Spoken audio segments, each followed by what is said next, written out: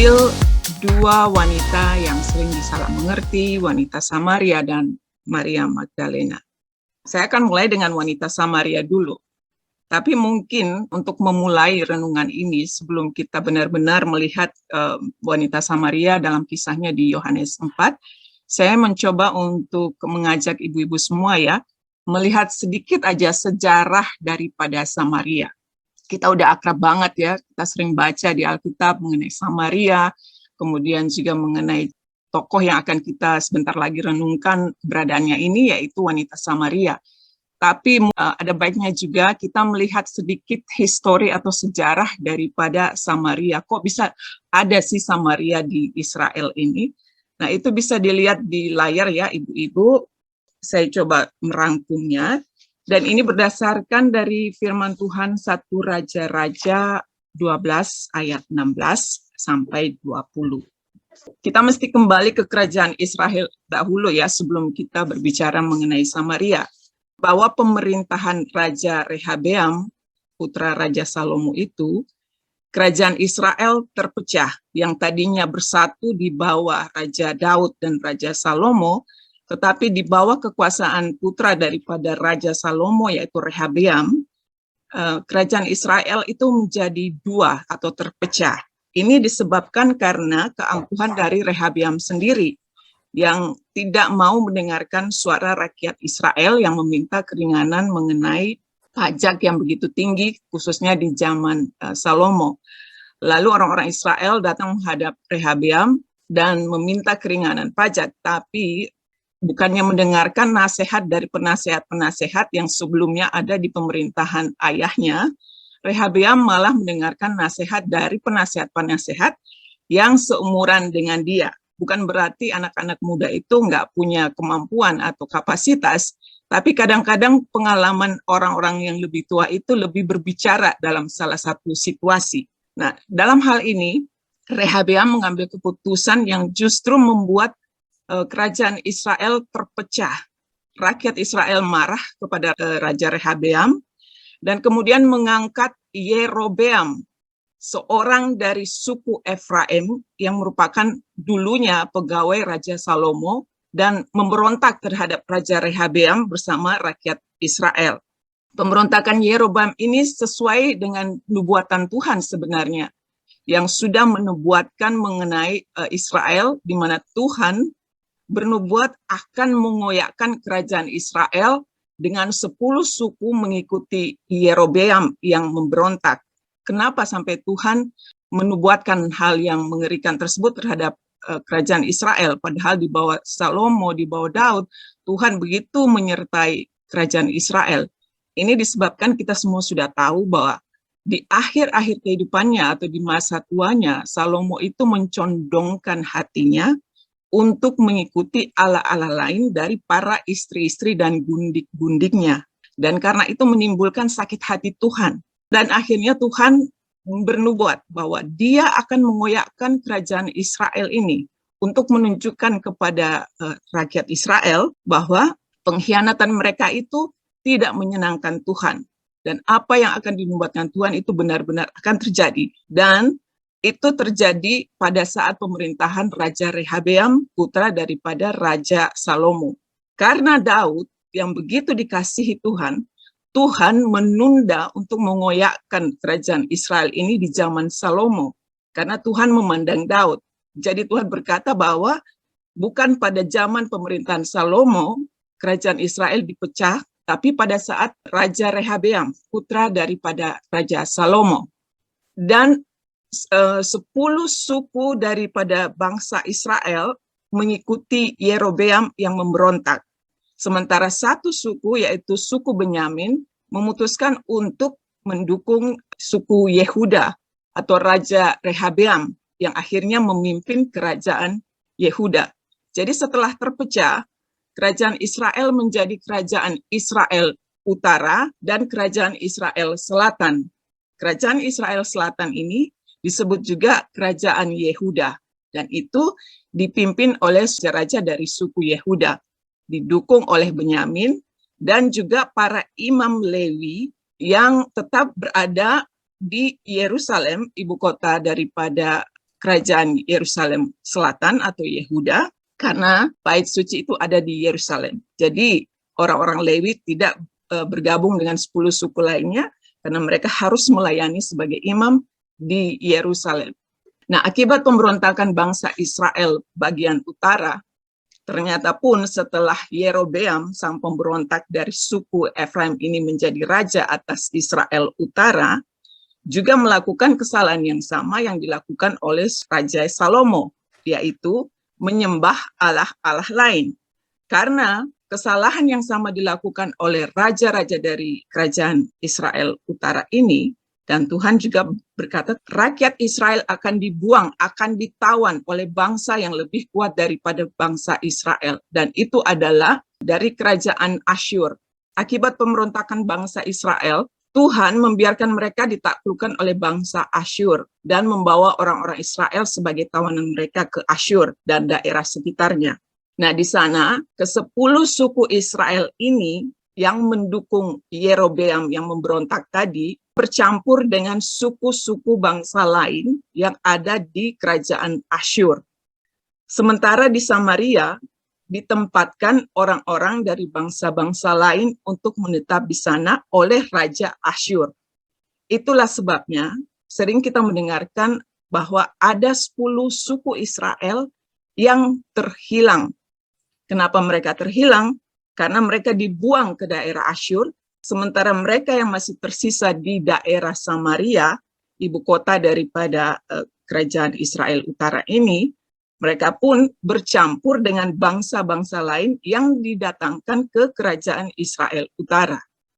Itulah sebabnya dikatakan bahwa ada 10 suku Israel yang hilang karena percampuran yang terjadi ketika mereka tinggal di Asyur, sehingga tidak terdata lagi keberadaan ke-10 suku asli Israel tersebut. Nah, dari keturunan mereka inilah yang sudah berasimilasi dengan bangsa-bangsa lain, cikal bakal daripada orang-orang Samaria, yang sampai sekarang ini masih eksis keberadaannya di Israel.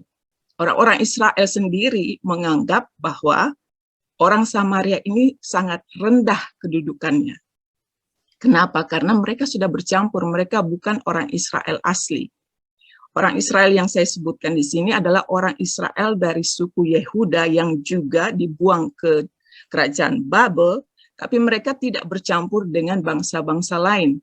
Bahkan di zaman Nabi Nehemia dan Nabi Esra, mereka itu kembali dan membangun tembok daripada Yerusalem. Nah, karena merasa diri mereka lebih Israel, orang Israel dari suku Yehuda ini menganggap orang Samaria itu rendah. Sementara orang Samaria sendiri mengklaim bahwa mereka adalah anak-anak Israel dan berasal dari keturunan Efraim dan Manasye. Dan itulah yang membuat, yang melatar belakangi mengapa dalam kisah wanita Samaria ini, dia berkata pada Tuhan Yesus, engkau orang Israel, kenapa kamu ngomong sama aku? Karena kita sudah lihat sejarahnya, bagaimana pemisahan itu terjadi, bagaimana sampai orang-orang Israel itu menganggap orang-orang Samaria itu rendah, karena terjadinya percampuran dengan bangsa-bangsa lain. Ini kita bisa lihat ya, di sini ada petanya juga kalau ibu-ibu lihat. Ini kerajaan Israel bagian utara, ibu kotanya itu Samaria. Sementara yang di selatan, kita bisa lihat di sini, itu ibu kotanya Yerusalem. Ini sekedar summary aja ya, biar kita bisa lebih mengerti latar belakang cerita daripada wanita dari Samaria ini. Nah, wanita Samaria itu bisa dilihat di Yohanes 4 ayat 1 sampai 42. Itu dia ceritanya. Nah, sebelum kita melihat percakapannya dengan Tuhan Yesus, itu mengandung banyak sekali hal-hal rohani yang bisa kita pelajari. Kita sering berpikir bahwa, dan memang banyak pemikiran yang kurang menyenangkan mengenai wanita Samaria ini. Nah, penafsiran negatif tentang wanita Samaria ini berdasarkan karena dia mempunyai 5 suami. Lalu hal kedua adalah lelaki yang bersamanya sekarang bukan suaminya. Itu bisa dilihat di Yohanes 4 ayat 17 dan 18. Nah, Sebelum kita melihat nih sisi kerohanian cerita ini, kita melihat dulu penafsiran atas status wanita Samaria yang sering digambarkan sebagai bukan wanita baik-baik. Ini cuma penafsiran sambil melihat budaya dan tradisi masyarakat pada saat itu. Kadang-kadang kita menafsirkan sesuatu itu berdasarkan budaya modern, apa yang terjadi dalam kehidupan modern kita. Seperti misalnya wanita Samaria ini, banyak yang bilang, wanita Samaria ini suka bergonta-ganti suami, kurang benar hidupnya. Karena mungkin pemikiran modern itu yang menjadi landasan orang berpikir demikian. Tapi sekarang kita melihat bagaimana sih kehidupan wanita di zaman itu. Nah, pertanyaannya sekarang adalah, apa benar wanita ini seorang yang senang bergonta-ganti suami? Nah, kita tidak akan menjawab pertanyaan ini, tetapi justru sebaliknya kita coba menelaah secara sederhana kondisi budaya dan tradisi di zaman itu, khususnya menyangkut perempuan. Yang pertama nih, dalam tradisi orang-orang Samaria, suami itu dapat menikah lagi jika istrinya mandul.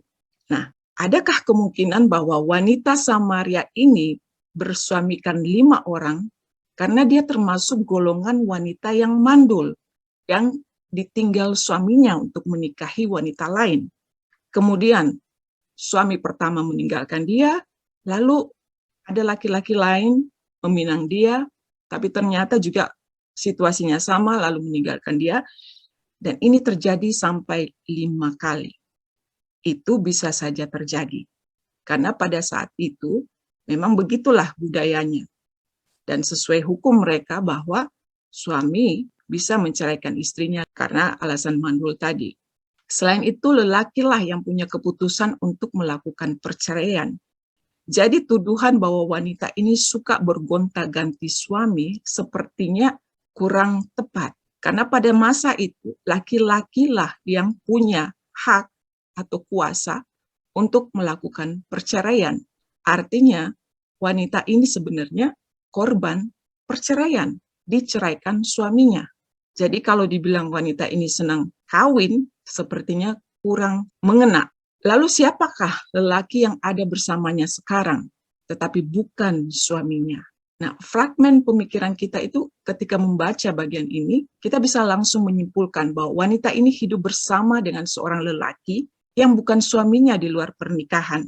Ini adalah konsep pemikiran modern, di mana hidup bersama tanpa menikah adalah sesuatu yang banyak terjadi di masyarakat. Dan bahkan di banyak negara hal itu dianggap wajar saja, bukan sebuah kesalahan ataupun dosa. Tapi mungkinkah hal itu terjadi di zaman itu, bahwa ada seorang wanita tinggal dengan seorang laki-laki seperti suaminya sendiri, kalau dia bukan istri muda atau bukan gundik dari laki-laki itu? Mungkinkah itu terjadi? Karena kita ingat ya ibu-ibu, cerita wanita yang melakukan atau tertangkap melakukan persinahan. Itu tertangkap melakukan persinahan dan akan dihukum mati, dilontari batu, sampai wanita itu dibawa di hadapan Tuhan Yesus. Itu bisa dilihat di Yohanes 7 ayat 53 sampai Yohanes 8 ayat 1 sampai 11. Pada saat wanita itu ketangkap bersinah. Sekali loh, bayangkan kalau wanita Samaria ini hidup bersama laki-laki yang bukan suaminya, pastilah dia sudah dihukum mati, ya kan? Bisa jadi wanita ini sebenarnya laki-laki yang tinggal bersamanya itu adalah kerabat dia sendiri, bukan laki-laki yang hidup bersama dengan dia seperti kekasih atau suami istri, tapi kerabat dia sendiri, mungkin pamannya, mungkin papanya atau saudaranya. Kita ingat cerita Marta dan Maria yang juga di zaman yang sama, di waktu yang sama, mereka tinggal bersama saudara laki-laki mereka, Lazarus, yang dibangkitkan oleh Tuhan Yesus. Mereka tinggal dengan kerabatnya, Lazarus. Jadi kemungkinan wanita Samaria ini pun tinggal dengan kerabatnya sendiri. Jadi ini hanya untuk kita berpikir apakah benar pandangan kita selama ini bahwa wanita Samaria ini wanita yang bukan wanita baik-baik. Dengan melihat budaya dan tradisi pada saat itu sepertinya menjawab hal yang lain ya, bahwa ada kemungkinan lain kalau wanita ini sebenarnya adalah wanita baik-baik dan dia sebenarnya adalah wanita yang pada saat berjumpa dengan Yesus menanggung penderitaan akibat perceraian-perceraian yang dialaminya. Dan jangan lupa juga bahwa Alkitab kita itu selalu jujur dalam menuliskan apa adanya. Jika wanita itu seorang pelacur misalnya, maka pastilah disebutkan seperti Rahab, tembok Yeriko. Jika wanita itu wanita simpanan misalnya, pastilah juga akan dituliskan Alkitab. Tapi toh yang tertulis di sana hanya dia kawin 5 kali. Dan lelaki yang bersamanya saat itu bukan suaminya tanpa ada keterangan lain. Mari kita melihat wanita Samaria ini dengan pola pemikiran yang lebih murni berdasarkan keterangan yang tertera di Alkitab yang menjelaskan apa adanya. Nah, sekarang kita masuk ke alegori atau penafsiran kisah wanita Samaria ini. Saya hanya merangkum 3 ya, karena kalau ini ceritanya sendiri panjang dan begitu banyak hal atau poin yang bisa kita angkat untuk menjadi satu perenungan untuk kita. Tapi di sore ini, malam ini saya hanya mengangkat 3 poin aja, yaitu datang ke sumur pada waktu siang, bukan pagi. Nah, banyak yang menafsirkan bahwa wanita Samaria ini sengaja ke sumur itu di siang hari, karena pada waktu itu sunyi. Maksudnya apa? Supaya menghindarkan respon negatif orang-orang lain tentang status dia. Itu banyak penafsiran seperti itu. Tapi kita sudah coba menelaah tadi ya, bahwa ada situasi lain yang berbeda. Nah, tetapi bagi Tuhan, itu tidak ada kebetulan. Kalau wanita itu datang pagi, adakah kemungkinan dia bertemu dengan Tuhan Yesus? Kalau dia datangnya agak sore, adakah kemungkinan dia bertemu Tuhan Yesus? Enggak. Tapi benar-benar tepat jam 12 siang, wanita itu ada di sumur itu, di saat Tuhan Yesus pun ada di situ. Jadi kita bisa lihat bagaimana waktu Tuhan itu selalu sempurna. 1 menit, 1 detik itu pun terhitung oleh Tuhan. Wanita ini datang tepat waktu dan ada percakapan antara dia dan Tuhan Yesus. Dan dari percakapan itu kita tahu ujungnya apa. Amanat agung, keselamatan disampaikan kepada orang-orang di kotanya. Dan ini sesuai dengan firman Tuhan dalam Roma 10 ayat 17 mengenai situasi di mana wanita ini datang tepat waktu. Dalam Roma 10 ayat 17 itu dikatakan, jadi iman timbul dari pendengaran dan pendengaran oleh firman Kristus. Karena ketepatan waktu tadi, wanita ini bertemu Tuhan, kemudian terjadi percakapan, dan di akhir percakapan itu wanita ini digerakkan pasti oleh Roh Kudus untuk memberitakan keselamatan. Jadi iman dia ditumbuhkan karena pendengaran daripada Sang Firman yang memberitakan firman itu sendiri kepada dia.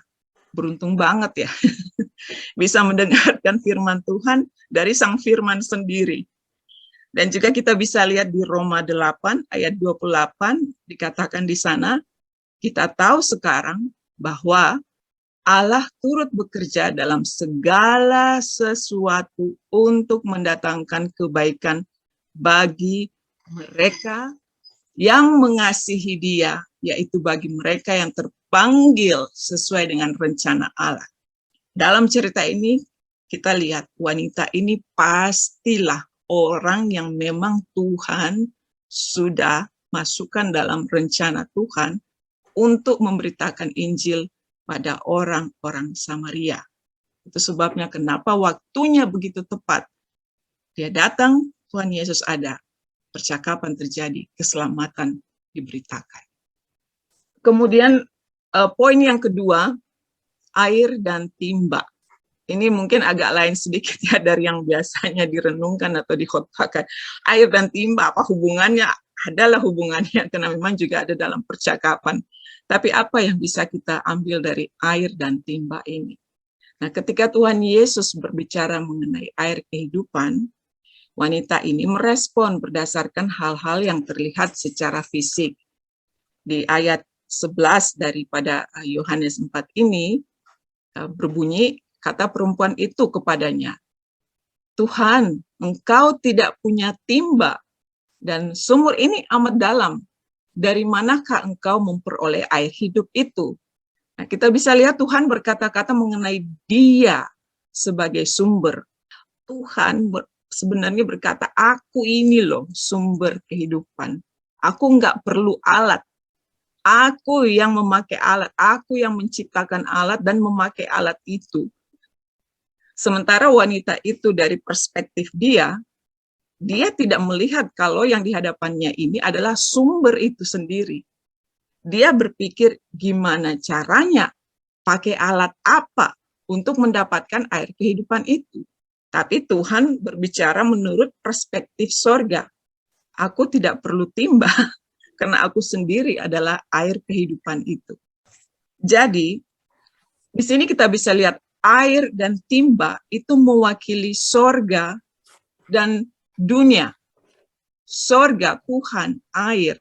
Sementara kita ini adalah timba, alat yang dipakai Tuhan untuk mengangkat atau menampung air kehidupan Tuhan itu yang kemudian akan dibagikan kepada orang-orang di sekitar kita. Sesuatu yang sangat sederhana sekali. Kemudian poin yang ketiga, 5 suami, ini bisa ditafsirkan juga 5 dewa atau Baal. Kalau kita ingat introduksi atau pembukaan tadi mengenai Samaria ya, bahwa setelah Samaria ditaklukkan oleh kerajaan Asyur, orang-orang Israel diangkut ke Asyur, kemudian digantikan oleh orang-orang dari bangsa-bangsa lain. Bangsa-bangsa lain yang ditempatkan di Samaria itu ada 5 bangsa. Itu bisa dilihat di 2 Raja-Raja 17 ayat 24 sampai 41. Nah, kelima bangsa ini yang menduduki Samaria, mereka menyembah 5 dewa. Mereka membawa dewa-dewa mereka sendiri. Dalam bahasa Ibrani, dewa itu disebut Baal atau Baalim untuk jamaknya ya, tapi kalau untuk singularnya itu Baal. Arti Baal itu selain daripada tuan, itu juga artinya adalah suami. Kalau ditarik lagi, bangsa-bangsa ini membawa 5 suami masuk ke tanah Samaria. Dan suami itu adalah Baal, dewa-dewa yang mereka sembah. Lalu kita lihat wanita ini yang digambarkan punya 5 suami. Yang kalau kita tafsirkan, itu seperti bangsa-bangsa ini yang menyembah Baal atau suami 5 jenis, mewakili penyembahan itu sendiri. Dan siapa yang bisa menaklukkan dewa-dewa ini selain Tuhan sendiri?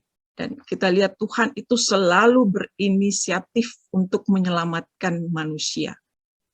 Karena Tuhan tahu, kalau Tuhan masuk di daerah Samaria, itu akan lebih heboh lagi. Jadi, Tuhan memakai wanita ini untuk menaklukkan dewa-dewa ataupun untuk menaklukkan kepercayaan mereka yang tidak sejalan dengan keselamatan Tuhan.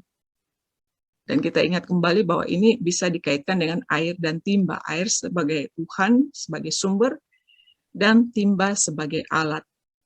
Tuhan datang memproklamirkan keselamatannya kepada wanita ini, kemudian wanita ini membawa keselamatan itu kepada orang-orang Samaria yang lain. Dan di akhir daripada Yohanes 4 ini kita bisa lihat bahwa orang-orang sekota dari wanita ini begitu antusias ketika mereka mendengar wanita ini membawa firman Tuhan, membawa kabar keselamatan itu. Kita bisa baca ya di Yohanes 4 ayat 39 sampai 42. Dan banyak orang Samaria dari kota itu telah menjadi percaya kepadanya karena perkataan perempuan itu yang bersaksi. Wanita ini bersaksi. Ia mengatakan kepadaku segala sesuatu yang telah kuperbuat. Ketika orang-orang Samaria itu sampai kepada Yesus, mereka meminta kepadanya supaya ia tinggal pada mereka, dan ia pun tinggal di situ 2 hari lamanya. dan lebih banyak lagi orang yang menjadi percaya karena perkataannya. Cara Tuhan Yesus itu sangat sopan dan sangat halus. Tuhan bisa masuk langsung ke daerah Samaria dan memberitakan keselamatan. Tapi Tuhan begitu baik mau memakai wanita ini, orang asli Samaria, untuk mengalami lawatannya sebelum memberitakan kebenaran firman Tuhan. Sehingga orang-orang di kota asal daripada wanita ini yang adalah notabene adalah orang-orang Samaria, membuka hati mereka dan bahkan menawarkan untuk Tuhan Yesus tinggal di sana selama 2 hari. Jadi Tuhan tidak langsung secara ekstrim masuk ke sana memberitakan firman, tapi Tuhan memakai orang dari dalam untuk memberitakan dulu. Dan setelah itu hati mereka terbuka, mereka mengundang Tuhan Yesus. Kadang-kadang saya berpikir apalagi kita di Belgia ini ya, kita memang perlu banget yang namanya orang lokal ya Ibu Ros. Betul. Dan ini aku lihatnya begitu. Wanita Samaria ini seperti orang lokal di Belgia, di mana dia mengalami Tuhan, kemudian dia sendiri yang memberitakan keselamatan itu kepada orang-orang lokal dia, sehingga mereka membuka hati mereka untuk Tuhan. Oke. Sekarang kita masuk mengenai Maria Magdalena. Tadi tentang wanita Samaria, sekarang kita akan fokus pada Maria Magdalena. Itu bisa dilihat di Yohanes 20 ayat 11 sampai 18. Ini kisah mengenai Tuhan Yesus ketika bangkit ya, dan Maria Magdalena menjadi orang pertama, wanita pertama yang berjumpa dengan Tuhan Yesus saat kebangkitan Tuhan. Oke. Hal apa yang orang salah mengerti mengenai Maria Magdalena? Ada 3 wanita dalam Alkitab yang dianggap sebagai Maria Magdalena. Dan mungkin kita pun juga berpikir seperti itu. Mungkin ya. Nah, wanita yang mengurapi kaki Tuhan Yesus dalam Lukas 7 ayat 37 dan sampai 38 itu dianggap sebagai Maria Magdalena. Kemudian yang berikut Maria dari Betania, Yohanes 12, ibu-ibu bisa lihat, dan juga wanita yang tertangkap berbuat zina dalam Yohanes 7 ayat 53 dan seterusnya. Nah, Maria Magdalena merupakan sosok wanita yang juga disalah mengerti, bahwa anggapan kalau Maria Magdalena bukan wanita baik-baik sudah tertanam di benak banyak orang Kristen. Nah, seperti ada kerancuan mengenai sosok Maria Magdalena di mana dia dikatakan adalah 3 perempuan yang di atas. Ya. Jika kita perhatikan di akhir kisah dari wanita berdosa, karena wanita yang mengurapi kaki Tuhan di Lukas 7 ayat 37 sampai 38 itu dianggap oleh masyarakat di situ sudah dikenal bahkan sebagai wanita berdosa. Dan tapi kalau kita perhatikan di akhir dari kisah wanita berdosa yang mengurapi Tuhan Yesus dan juga wanita yang tertangkap melakukan perzinahan di Yohanes 7 dan 8 itu, akhir percakapan mereka dengan Tuhan Yesus, Tuhan berkata, pergilah. Wanita yang mau dibunuh karena melakukan zina itu pada saat orang-orang Farisi sudah Tuhan Tuhan bertanya kemana orang-orang, dan dia berkata sudah pergi Tuhan. Dan Tuhan sendiri bilang, aku pun tidak akan menghakimi kamu, pergilah. Demikian juga wanita yang mengurapi kaki Tuhan Yesus dengan rambutnya, kemudian dengan dengan minyak wangi ya. Di akhir perbincangannya Tuhan Yesus pun berkata, pergilah. Nah, sementara pada kisah Maria Magdalena disebutkan Maria Magdalena adalah wanita yang disembuhkan dari 7 roh jahat dan bersama beberapa perempuan lainnya tidak pergi meninggalkan Tuhan Yesus, tapi malah menyertai pelayanan Tuhan Yesus setelah dilepaskan dari 7 roh itu. Dan bahkan melayani Tuhan Yesus dengan kekayaannya bersama wanita-wanita yang lain. Ini terdapat dalam Lukas 8 ayat 1 sampai 3. Jadi ada kontradiksi antara wanita-wanita yang dianggap sebagai Maria Magdalena dan Maria Magdalena sendiri dengan kisahnya. dua wanita yang tadi di akhir perbincangan mereka dengan Tuhan Yesus, Tuhan Yesus bilang, pergilah. Sementara Maria Magdalena, dia tidak pergi, dia malah menyertai Tuhan Yesus dan melayani Tuhan Yesus. Kemudian juga dikatakan di sana bahwa Maria Magdalena ini melayani Tuhan Yesus dengan kekayaannya bersama dengan wanita-wanita lain yang juga mempunyai posisi yang cukup baik saat itu.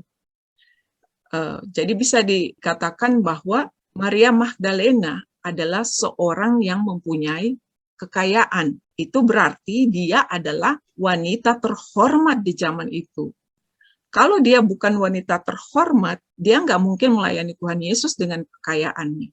Tapi karena dia kaya, dia otomatis mempunyai seperti high class begitu.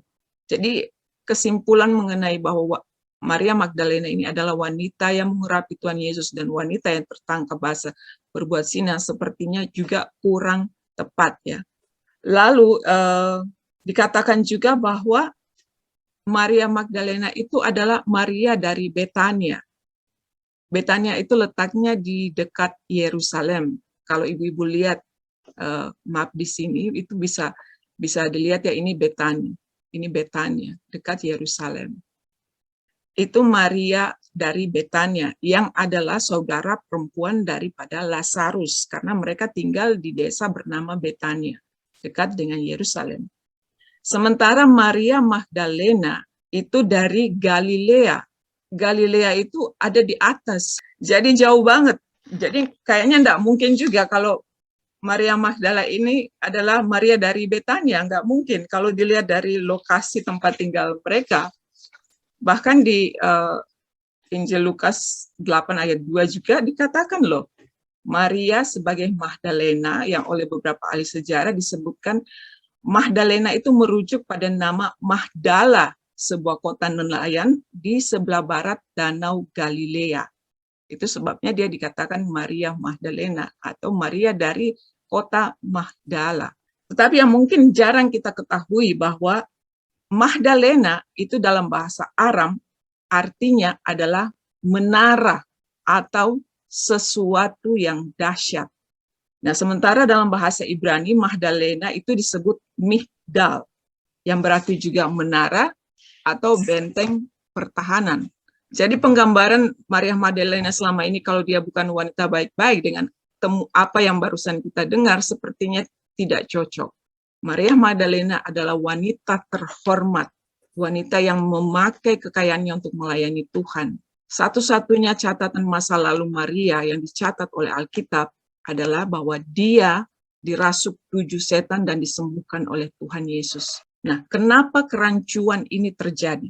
Ini berawal ketika Paus Gregory I di abad ke-6 mengeluarkan pernyataan resmi bahwa ketiga wanita yang disebutkan di atas ini adalah Maria Magdalena. Padahal gereja-gereja timur atau gereja ortodoks sudah mengklarifikasi bahwa sosok ketiga wanita tersebut berbeda.